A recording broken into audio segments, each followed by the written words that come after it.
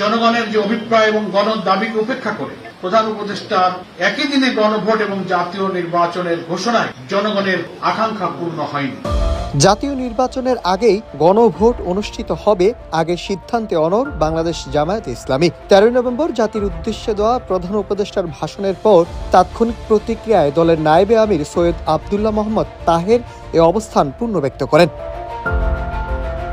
প্রধান উপদেষ্টা ঘোষণা দেন, আগামী ফেব্রুয়ারির প্রথমার্ধে জাতীয় সংসদ নির্বাচনের দিনেই জুলাই সনদ বাস্তবায়নে গণভোট অনুষ্ঠিত হবে। তাৎক্ষণিক প্রতিক্রিয়ায় আব্দুল্লাহ মোহাম্মদ তাহির বলেন, প্রধান উপদেষ্টার ভাষণের কিছু বিষয়েও আরও ক্লারিফিকেশন দরকার ছিল। আমরা নিজেরা বসে পর্যালোচনা করে পরবর্তী সিদ্ধান্ত নিব। যদি জাতীয় নির্বাচনের দিনেই গণভোট অনুষ্ঠিত হয় তাহলে এর গুরুত্ব অনেকটাই চাপা পড়ে যাবে। এদিকে নির্বাচনের দিন গণভোটের সিদ্ধান্তে গণ আকাঙ্ক্ষা পূরণ হয়নি বলে অভিযোগ করেন সেক্রেটারি জেনারেল মিয়া গোলাম পরোয়ার। তিনি বলেন, গণভোট প্রসঙ্গে যে ঘোষণা প্রধান উপদেষ্টা দিয়েছেন তাতে গণদাবি উপেক্ষা করা হয়েছে। এই সিদ্ধান্ত ভোটারদের জন্য একটি সংকট তৈরি করবে বলে মনে করে দলটি। তিনি আরো বলেন, গণভোট জাতীয় নির্বাচনের আগে আয়োজন করা গেলে জুলাই সনদের বিষয়ে সিদ্ধান্ত নিতে সুবিধা হতো। এছাড়াও যেসব বিষয়ের উপর গণভোটের প্রশ্ন নির্ধারণের কথা প্রধান উপদেষ্টা বলেছেন সেটাও বিশ্লেষণ করা জরুরি মনে করেন তিনি।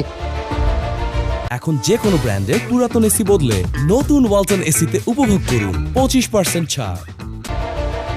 এদিকে বিএনপির স্থায়ী কমিটির সদস্য সালাউদ্দিন আহমেদ বলেন, সংবিধান অনুসারে রাষ্ট্রপতির আদেশ জারির ক্ষমতা নেই, তিনি শুধু অধ্যাদেশ জারি করতে পারেন।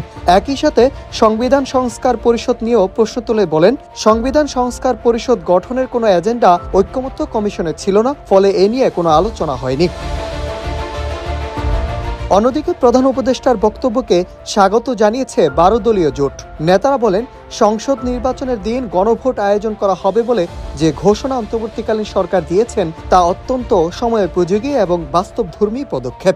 দেশের সাধারণ জনগণ প্রধান উপদেষ্টার এই ঘোষণায় উৎফুল্ল হয়েছেন। তবে এর মধ্য দিয়ে রাজনৈতিক অঙ্গনে গণভোট এবং জাতীয় সংসদ নির্বাচন নিয়ে যে সংশয় দেখা দিয়েছিল তা কেটে গেছে বলে মনে করেন তারা। Nahid Hasan, news desk, Ittefaq.